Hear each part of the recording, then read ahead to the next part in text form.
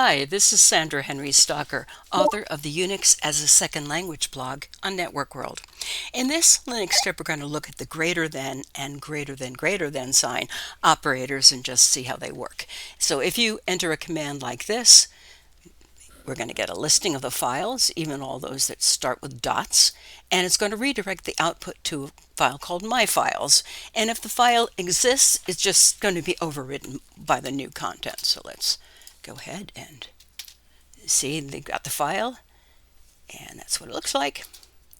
And now if we do this, where we use two greater than signs, we're going to add to the end of the file. So we're going to add the date to the end of the file, and then cat my files, and you can see the date and time is at the bottom of the file because we redirected with two greater than signs instead of just one.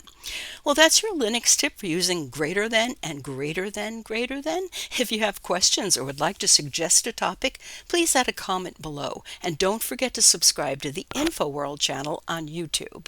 If you like this video, please hit the like and share buttons. For more Linux tips, be sure to follow us on Facebook, YouTube, and networkworld.com.